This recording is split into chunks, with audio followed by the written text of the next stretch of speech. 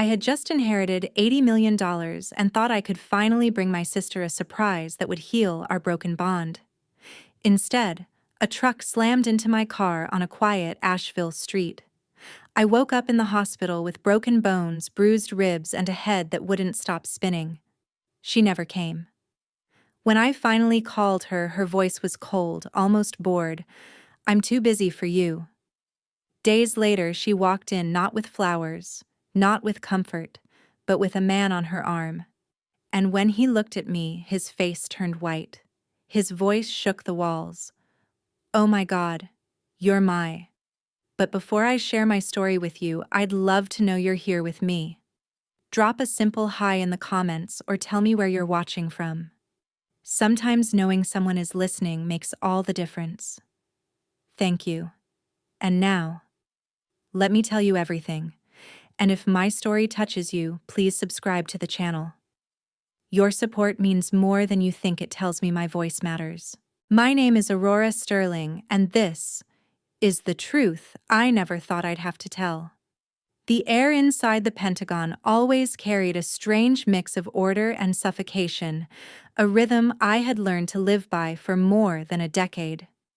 That afternoon, in the fall of 2025, I was closing out one of my projects, file after file stacked in perfect order, reports signed off my desk, cleared with the precision expected of a senior officer. My badge hung heavy around my neck, a constant reminder that discipline and secrecy were more than duties. They were survival. The phone buzzed just as I was sliding the final folder into the cabinet. It was Theo Langston, the family lawyer who rarely called unless it was serious. His voice was quieter than usual, carrying a gravity that stilled the air. "Aurora, I'm afraid I bring difficult news. Your Aunt Beatrice passed away yesterday. She left you her estate, $80 million, and the Pisgah mountain property." For a moment, my lungs forgot how to work. My aunt, the woman who had been a quiet anchor in a family of storms, was gone, and with her came a fortune that felt more like a weight than a gift. "Just me?" I asked, already knowing the answer. Theo confirmed. The trust was airtight, my name alone. And then his tone sharpened. There was a sealed addendum, one I would only be able to open once I reached Asheville. He hinted at a handwritten letter hidden somewhere in the Pisgah house. My instincts snapped into gear. If Raven found out before I could even step foot on that mountain, she'd turn the inheritance into a circus. I asked Theo to scrub any record of the conversation, delete the calendar reminder, and use encrypted channels only. No one, Theo. Not even my mother. He hesitated but agreed. I thought back to the endless competitions Raven had staged since childhood, grade scholarships, even the way she flaunted her startup idea, Pisgah Ventures, as though she were destined to dominate. And now the name Pisgah appeared again, attached to my inheritance. A coincidence? Or a warning? Theo's final caution came like a soldier's order. "Beatrice trusted you because of your discipline. There's a clause, Aurora. The trust requires the preservation of your public honor. If your name is exploited for commercial purposes within 30 days, the assets freeze under court control." I could almost hear Raven's laugh in the back of my head, triumphant at the loophole. She would weaponize my name the first chance she got. I shut my laptop with a firm snap, staring at the reflection of my Pentagon ID in the black screen. This wasn't just about wealth or property. It was about my dignity, my career, my survival. I told Theo I'd be on the next flight to Asheville, but I wouldn't tell my mother or Raven. Only Ethan Caldwell, my trusted friend and colleague, would know. That night, as I booked my flight, the airline system auto-filled Asheville, recently searched. A chill cut through me. Someone had already tried to track me. I canceled the booking and rerouted under a different alias, arranging for a private car at the airport. I pressed my badge against my chest, whispering to myself like it was a battle order, treat this as a counterintelligence mission. The next morning, the mountain air felt almost sharp against my lungs when I stepped off the plane in Asheville. I moved with calculated caution, collecting the rental car and inspecting it like I was clearing a patrol vehicle, checking mirrors, tires, even the navigation system. Years in the Air Force had trained me to expect sabotage, and paranoia had kept me alive more than once. The River Arts District loft was only a short drive away, but as I steered through Biltmore Village, the phone rang. Raven. Her voice oozed fake warmth. Aurora. I heard you're back in town. Family matters, right? We should meet. My jaw tightened. I gave her nothing but a clipped, "I'm busy," before hanging up. Seconds later, my life nearly ended. A delivery truck barreled toward me at the intersection, moving too fast to be an accident. I yanked the wheel, but the impact slammed into the side of my car. Metal shrieked, glass shattered, the world spun. The airbag hit me square in the chest, and pain lit up my ribs like firecrackers. By the time I opened my eyes, EMTs were cutting me free, shouting about fractures and possible concussion. At the ER of the Asheville Veterans Medical Center, the fluorescent lights stung my vision. I refused to call Raven. Instead, with my good hand trembling, I dialed Ethan. His voice was steady, grounding me in a way nothing else could. Police officers stood at my bedside taking statements.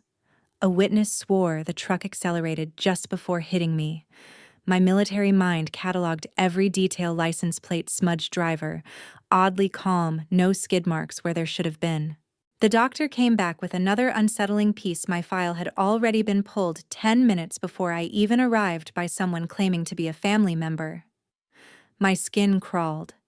Later, when the room finally emptied, a nurse slipped me my phone. A message glowed on the screen. Attached was an old photo of me in uniform, scrawled with the words, "She isn't who she says she is." I didn't have to guess who sent it. I shifted painfully in the bed, reaching toward the glove compartment items I'd salvaged. That's when I found it, a small locator tag wedged into the rental car's map pocket. Not the kind a rental company would use. Someone had planted it. Every bone in my body wanted to rise and launch an investigation right then, but the doctor ordered rest. My fractured collarbone and cracked ribs burned with every breath. I forced myself to think tactically.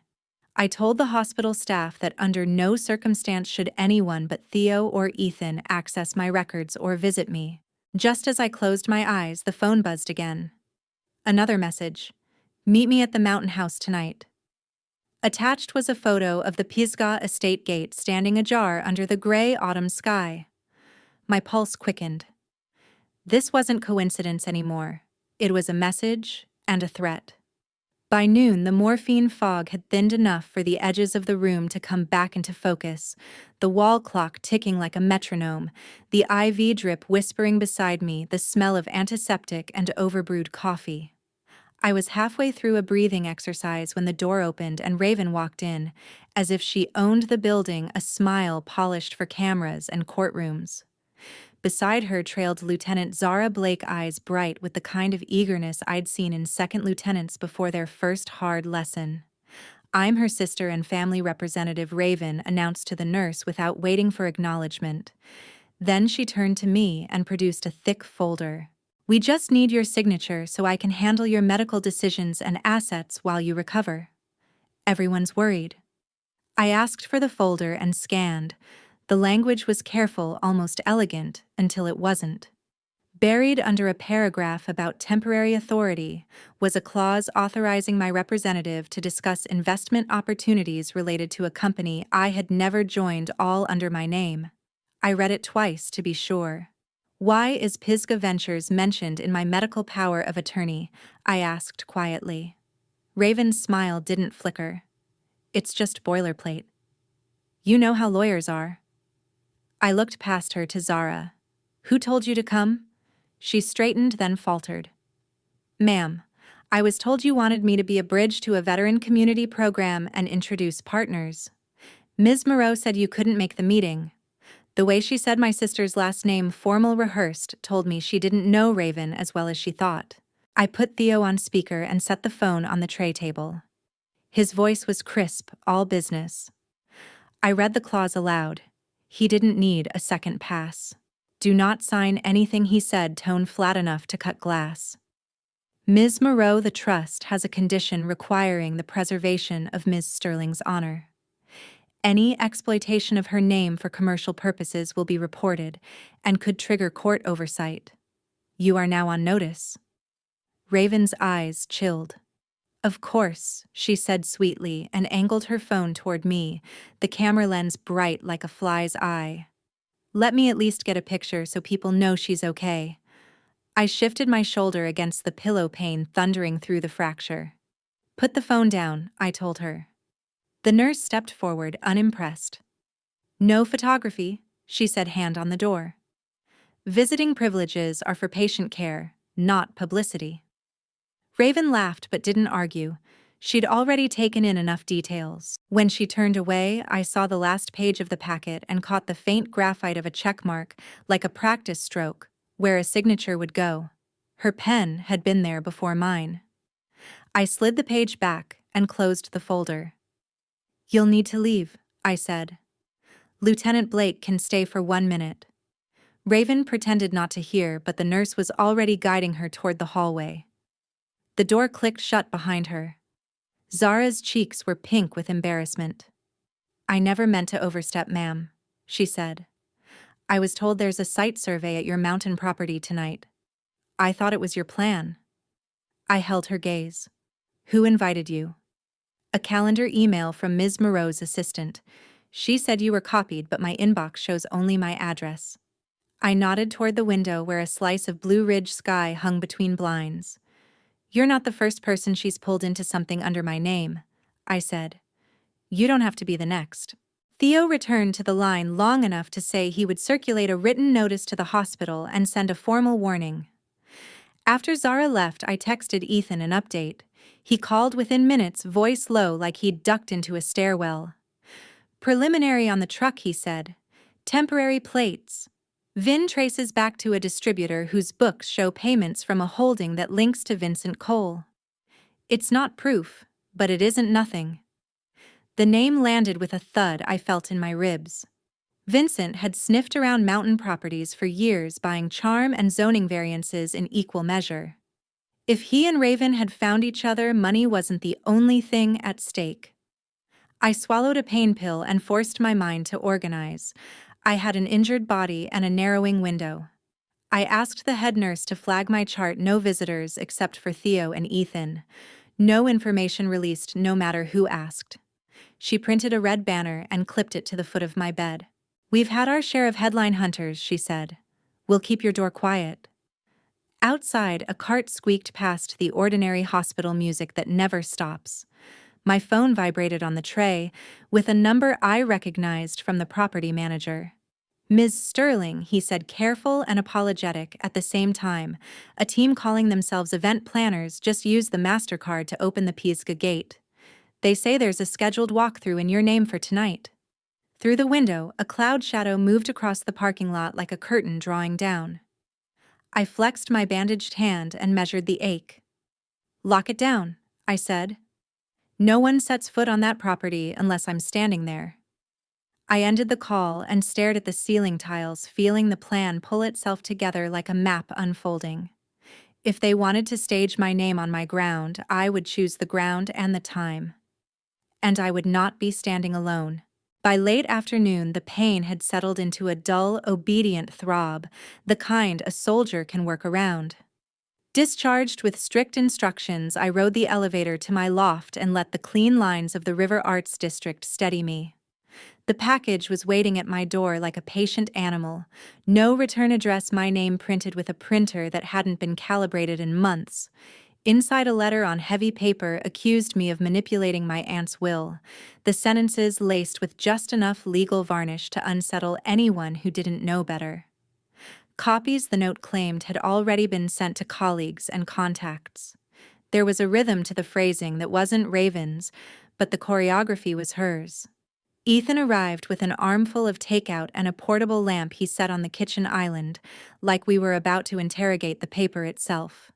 He lifted the letter close to the light. See this banding, he asked, pointing at faint horizontal lines in the margins. Commercial-grade toner, but an older model, the kind rental shops keep in the back. We can narrow that. I wanted to smile, but my ribs reminded me I wasn't done paying for the morning. I called Theo on speaker and gave him the highlights. He promised a formal rebuttal and a demand for retraction, and asked again if I wanted him to notify my mother. I told him no, and regretted the word even as I said it. My phone buzzed with my mother's name anyway. She rarely called during daylight. The gallery kept her hands full and her mind far from anything practical. Her voice carried the tremor of someone who'd heard her friend's version before mine. "People are talking," she said. "They say you forced Beatrice's hand. Tell me it isn't true." I closed my eyes and pictured her studio, the pottery wheels spinning, the glaze jars lined up by hue. "It isn't true," I said. "And you know better than to bring me rumors." There was a beat of silence, then a sigh that carried years. "Raven says she can help clear this up if we just sit down and talk." I looked at the letter, at the way the ink insisted. "Mom, she's the one stirring the water." She didn't argue, but she didn't agree. When she hung up, the room felt colder. I logged into a secure portal and pulled recent calendar entries associated with my estate. The pattern was unmistakable: a meeting at the Mountain House, invitations issued to a list that included Vincent Cole and a retired general who'd once signed my commendation. Whoever sent them had the cadence of my writing without the substance. I called Theo back. "I need two things," I said: a cease and desist to anyone using my name for events, and a search on Pisgah Ventures. He returned 20 minutes later with a diagram I could have drawn myself. Pisgah Ventures, tied to a Delaware LLC, and a Nevada shell money, moving in circles designed to confuse the casual eye. They weren't counting on my eye. While we worked, an email arrived at my public account with a photo attached, the same shot of me in uniform that had been texted to the hospital, now paired with the caption that I was not what I claimed to be. The metadata showed it had also been sent to Mila Torres, a local reporter who loved a difficult story a little too much. A minute later, my phone rang, Mila's name on the screen. Her voice was steady, curious rather than hostile. "I've received some material about you," she said. "It could be nothing. It could be something. I'm calling because I prefer to hear a person before I write about her." I told her what I could without handing her the case file. She listened without filling the silence, a rare skill. "I haven't chosen a side," she said before hanging up. It wasn't comfort, but it wasn't a threat. Ethan shifted to the dining table where I kept a portable whiteboard for planning travel. He uncapped a marker and drew names while I dictated: Raven at the center, arrows to Vincent, arrows to the Delaware and Nevada companies, arrows to rumor channels and event planners, a line back to the retired general and the Asheville investor circle, another line to the hospital interference. By the time we finished, the web looked less like a mystery and more like a plan in reverse. "They're not improvising," Ethan said. "They're executing." We took a breath, and then he slid a printed invoice across the table, a payment from a Cole-affiliated account to Pisgah Ventures, labeled as an event fee. Not a fortune, but enough to tie intention to action. It would read clean in a courtroom. I felt the familiar lift of purpose, the feeling that comes when puzzle pieces finally lock. "Document every contact," I said. "We treat this like an operation. I want a copy of that invoice to Theo tonight." The sun slid away and the loft turned reflective. I stood at the window and watched the French Broad take the last light to some other town. Somewhere above that river, my aunt's house waited, and around it a circle of people rehearsing lines they'd written for me.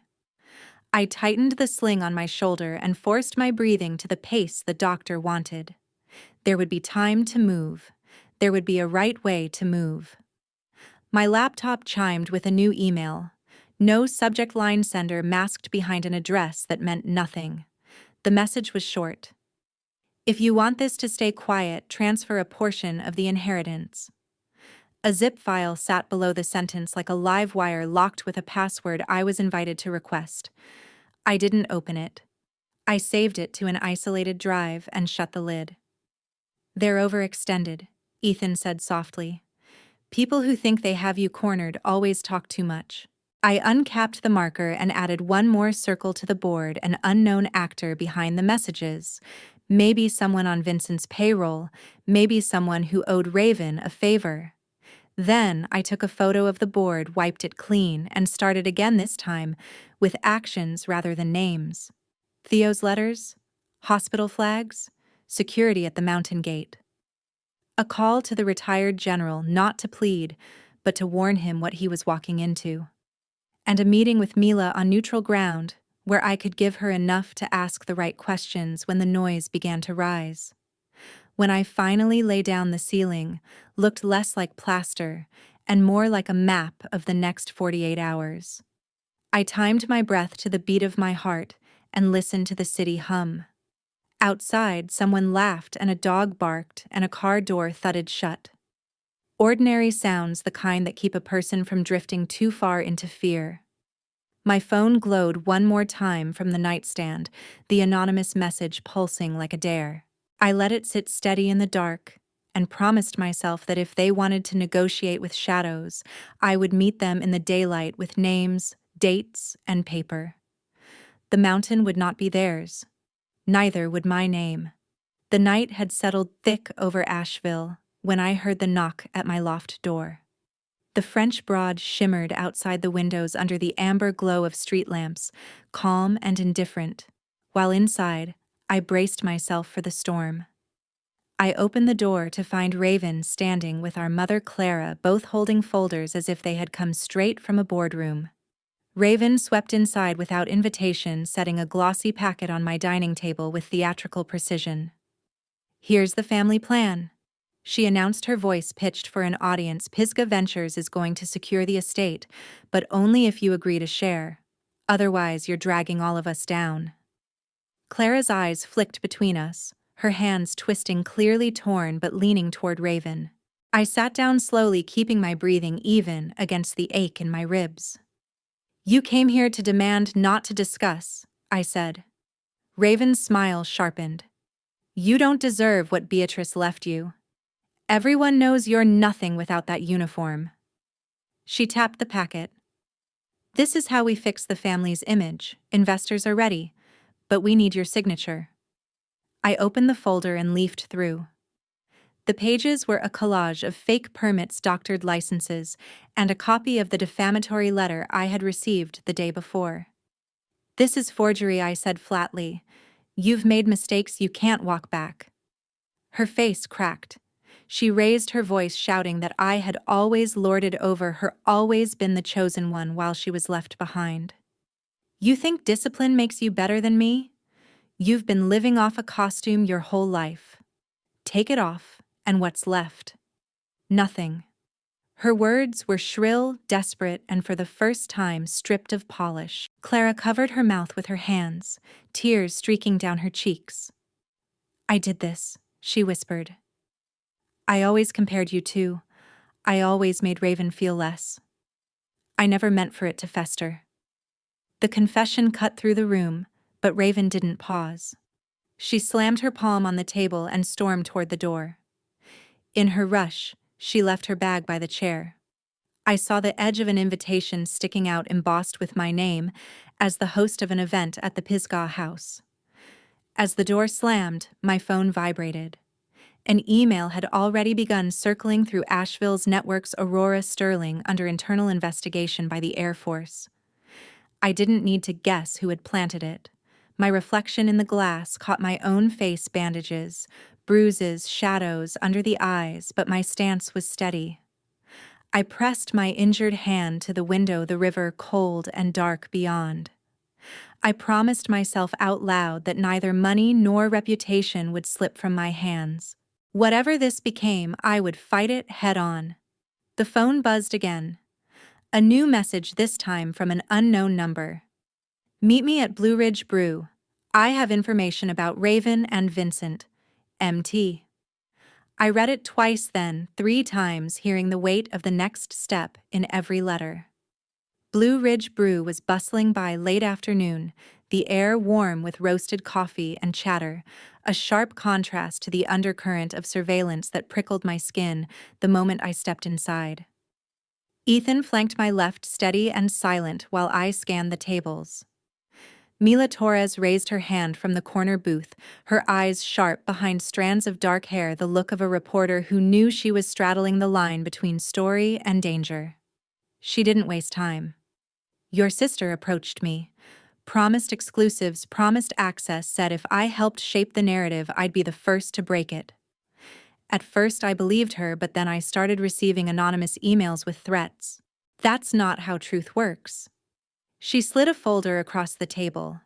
Inside was a contract between Pisgah Ventures and a Nevada company, bearing a signature that looked disturbingly like mine.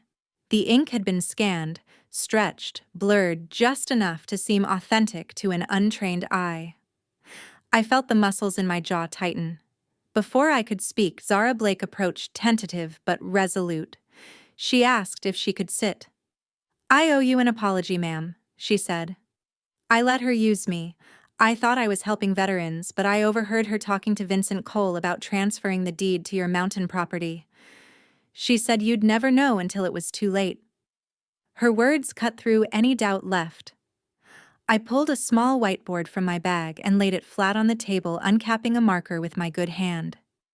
In the center, I wrote Raven's name, circling it. From her, an arrow to Vincent. From Vincent lines to Delaware and Nevada shells. Underneath, I added a bracket defamation campaign. The picture was clear, stark in black ink, a coordinated effort, not chaos. Mila leaned closer, her voice low. There's more. Raven has scheduled a fundraising event at Pisgah with your name as host. If it goes forward, the trust's clause kicks in and everything freezes. My stomach sank, not from surprise, but from confirmation. Zara added another blow. She's got a copy of the sealed addendum. Someone inside gave it to her. That means she's already breached your legal wall. Ethan's phone vibrated and he excused himself for a moment before returning with his jaw set. Headquarters received a complaint. Someone filed a report accusing you of taking bribes in defense contracts. It's in circulation. They'll have to investigate. I clenched the marker in my hand until the cap cracked. Raven hadn't just targeted my inheritance. She was clawing at the core of my name in uniform. When we stood to leave, a man with a camera rose from a nearby table, snapping shots too quickly to be casual. Mila recognized him instantly. He works with Raven, she said. She's documenting your every move. The flash burned my vision for a moment, but when it cleared, I found my voice steady and hard. This ends here, I said. No more defense. We take the fight to her. Every thread she's woven we cut. One by one. Mila and Zara exchanged glances, then nodded. Ethan slipped the broken marker cap into his pocket like a token. Outside, the cold air bit at my skin, but inside me the decision had already solidified. The campaign against me had become a war, and I was ready to lead it. The road up to Pisgah curled like a question I was finally ready to answer. By the time we reached the crest, music drifted from the house, and floodlights washed the stone facade in a borrowed glow. Inside, Raven had transformed my aunt's foyer into a stage. Tall floral towers flanked a podium. Servers moved like choreography. Guests in dark suits clustered beneath the chandelier, nodding along as Raven addressed them in a voice polished to a shine. With Aurora Sterling's patronage, she proclaimed, "We're launching a new era for veterans and community." Applause rippled. I stepped forward with Ethan, Mila, and Zara at my side. The room turned as one. Raven didn't miss a beat. There she is, she said, all warmth. Join us, sister. Tell them how proud you are to stand with us. Clara hovered near the front row, fingers clutching her clutch hope, and fear braided across her face. I took the podium. I won't be joining, I said, and my voice carried in the stone room. I'm here to correct the record. I set a folder on the lectern and drew out the contract Mila had traced to a Nevada shell. This document uses my name and a forged signature to authorize fundraising under false pretenses. I did not sign it. I held it high so the front rows could see the wavering ink. Murmurs rolled outward. Vincent Cole stepped from the shadows near the bar, too smooth to be surprised. "Let's not air misunderstandings," he said, palms open. "Mistakes happen in busy seasons." I turned toward Zara. She pulled her phone from her pocket hands, steady, and tapped play. The room filled with the flat clarity of a recorded call, Raven's voice, then Vincent's discussing how to prompt a freeze on the trust by staging an event under my name. You could feel the temperature change. Even the music seemed to shrink. A retired general I respected crossed his arms and stared hard at Raven, his mouth a straight line. Raven's veneer shattered. "This house was supposed to be mine," she shouted. "Beatrice loved me too. She just hid it better. You think you're the only one who worked." Her words ricocheted off the marble. Clara stepped forward as if pulled by a wire. "She found my spare key," my mother blurted, voice breaking. "Months ago. She used it to get into my safe. That must be how she saw the papers." Heads turned to Clara, then back to Raven. An event coordinator near the back raised a hand, cheeks flushed. "We were hired to open the gate with the MasterCard," she said. "We were told Ms. Sterling had approved. The name on the work order was hers." I looked at Raven. "You didn't just bend the rules. You broke into a legacy." Mila connected her laptop to the projector and clicked. An email splashed across the wall, the same anonymous smear that had targeted me, now annotated with a trace to an IP address registered to a company tied to Vincent's office. Gasps, then silence. The general spoke low and steady. "You traded on her name and on the public's trust," he said. "That isn't a misunderstanding." Raven laughed, a hard, brittle sound. "She's a mannequin in a uniform," she snapped, pointing at me. "All shine, no substance. Without the costume and the cash, who is she?" I didn't raise my voice. "Integrity is the one inheritance I will never surrender," I said. "And I don't rent it out." Somewhere behind me, Ethan texted a single word to Theo. Outside engines rolled up the drive. The sound of sirens threaded through the music until the band fell silent. Lights flashed blue across the leaded glass. Theo's emergency filing had landed with every exhibit we'd assembled. Raven's eyes met mine, dark with fury that looked a lot like fear. The front doors opened and uniformed officers stepped in, conferring quietly with Theo as guests shifted to let them pass. The house exhaled. I held the podium like a handrail in a storm and did not look away. A week later, the mountain air tasted like metal and pine and rain. Autumn in the Blue Ridge had thinned into the edge of winter. The leaves clung to branches in small, stubborn bursts of color. In town, the board posted its decision: Pisgah Ventures denied. An inquiry opened into fraudulent filings and impersonation. The language was dry, but the meaning was clean.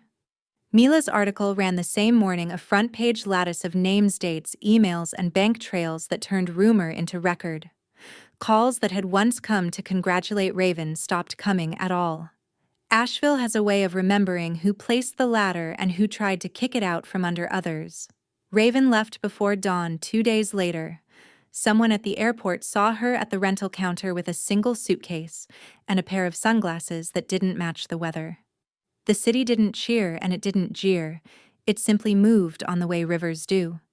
Clara called me that night from her studio with the wheel still spinning. She didn't circle the subject. "I'm sorry," she said. "I carried comparisons in my pockets and emptied them out between you two for years. I was the one who let envy sit at our table." Her words were raw, honest in a way I hadn't heard since I was a child. I listened and I didn't argue, and when she asked if she could come up to the house, I told her not yet. Distance can be a medicine if you let it work. I poured my energy into the bones of the estate. New locks and layered cameras. A perimeter system that respected the landscape instead of scarring it.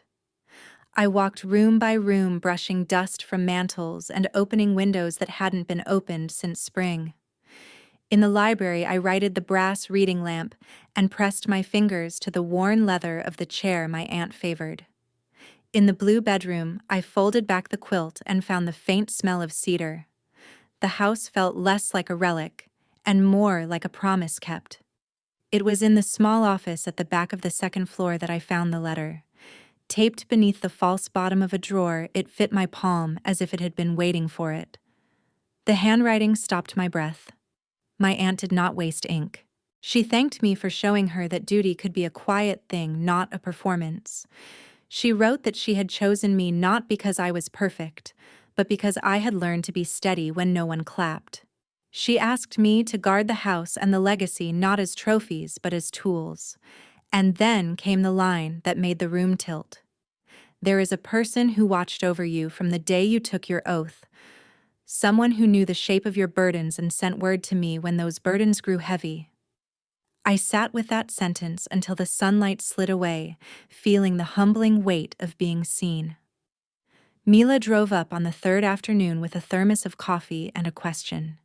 "You could let this all fade," she said from the porch steps, "or you could teach from it."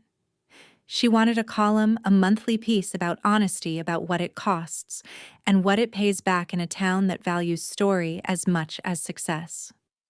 I considered the porch rail beneath my hands, the grain worn smooth by years of weather. If we do it, I said, we don't peddle scandal. We build a map for people who need one. She smiled. That's the only kind worth printing. When she left, the valley had pulled on its evening shawl. I stood alone on the balcony as the first thread of fog unspooled along the trees, the kind of quiet that makes a person remember who she is when no one is looking. For the first time since the phone rang in the Pentagon, my body felt solid in the air it occupied. I wasn't waiting for another shoe to drop. I wasn't flinching at every sound. Back inside, I opened my small black notebook and turned to a clean page. I wrote 3 lines and let them anchor me. Build the future, guard the name, protect the inheritance. I closed the cover and set the book on the desk where the light could find it in the morning. Money can move mountains, and it can also bury people beneath them. What saved me wasn't the balance sheet, but the boundary I refused to sell. In the end, legacy isn't a number. It's the line you hold when everything around you wants it to blur.